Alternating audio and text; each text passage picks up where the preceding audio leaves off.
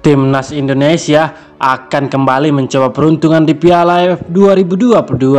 Sejak diputar pertama kali pada tahun 1996, skuad Garuda belum pernah merasakan gelar juara.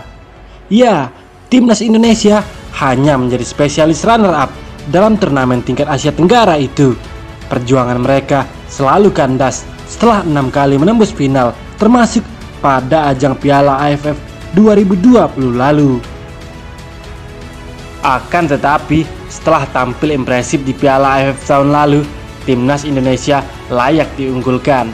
Skuad Garuda berpeluang besar untuk menjadi pemenang dan mengakhiri kutukan sebagai spesialis runner-up di Piala AFF 2022. Timnas Indonesia punya skuad yang cukup mentereng untuk diandalkan dalam turnamen 2 tahunan ini. Mayoritas dari mereka juga bagian dari pasukan Piala AFF 2020. Ada banyak pemain yang bermain di luar negeri. Selain itu, tim racikan Sintayong juga mendapatkan tambahan kekuatan dari pemain naturalisasi Jordi Amat, dipastikan masuk skuad Timnas Indonesia. Sedangkan Sandy Walsh dan Elkan Bagot dari harus absen. Timnas Indonesia sendiri sebenarnya dihuni banyak pemain berkualitas untuk Piala AFF tahun ini. Akan tetapi, skuad Garuda bisa menaruh harapan besar kepada Witan Sulaiman. Pada ajang Piala AFF 2020, sosok Witan Sulaiman memberikan pengaruh yang cukup besar. Dia mampu menyumbang 2 gol dan 5 assist hingga babak final. Forma Witan Sulaiman juga semakin matang setelah dalam beberapa tahun terakhir berkarir di Eropa. Dia bahkan menjadi andalan AS Tresin di Liga Slovakia. Sejauh ini, Witan Sulaiman telah mencatatkan 20 caps bersama Timnas Indonesia. Dia juga menyumbang 6 gol serta 7 assist di berbagai ajang. Berbicara kualitas, pelatih Timnas Indonesia, Sintayong, tak perlu diragukan lagi. Juru taktik asal Korea Selatan itu punya pengalaman di turnamen bergengsi. Sintayong pernah menahkodai Korea Selatan di Piala Dunia 2018. Di fase grup, ia bersama timnya bisa mengalahkan Jerman yang berstatus unggulan. Berkat tangan dingin Sintayong, Timnas Indonesia juga mulai menunjukkan kelasnya. Skuad Garuda mampu bersaing hingga level Asia. Piala AFF 2020, Sintayong juga mampu mengantarkan Timnas Indonesia hingga babak final. Padahal itu merupakan kesempatan pertamanya mendampingi Timnas dalam kejuaraan tersebut.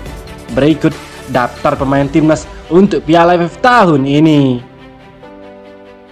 Posisi kiper ada Nadeo Argawinata, Muhammad Riyandi, Sahrul Trisna. Di posisi bek ada Asnawi Mangku Alam, Jordi Amat, Fahrudin Arianto, Rizky Ridho, Pratama Arhan, Hansa Muyama, dan Edo Febriansyah. Di gelandang ada Mark Klok, Sahrian Abimanyu, Marcelino Ferdinand, Rahmat Irianto, Ricky Kambuaya, Yakob Sayuri, Witan Sulaiman, Egy Maulana Firki, hingga Sadil Ramdhani. Di posisi penyerang ada Ilyas Pasosevic, Muhammad Rafli, Dendi Sulistiawan, dan Ramadan Sananta. Pada laga awal, Timnas Indonesia akan menghadapi Kamboja pada hari Jumat. Sintayong memberikan wanti-wanti kepada anak asuhnya jelang laga ini. Timnas Indonesia akan menjamu Kamboja di Stadion Utama Gelora Bung Karno. Skuad Garuda tentu saja menargetkan kemenangan untuk langsung tancap gas di grup A. Pelatih Sintayong menyebut Timnas Indonesia memang sudah hampir sebulan menggelar pemusatan latihan, namun tak ada kompetisi dan uji coba membuat kondisi main tidak stabil. Untuk pertandingan pertama melawan Kamboja, menurut saya bisa menjadi laga yang sulit bagi kami. Setelah tragedi Kanjuruhan, memang tidak ada pertandingan sama sekali. Performa pasti menurun, apalagi tidak ada uji coba, kata Sintayong. Meskipun menyadari duel lawan Kamboja bakal sulit, pelatih Sintayong yakin Timnas Indonesia siap tempur.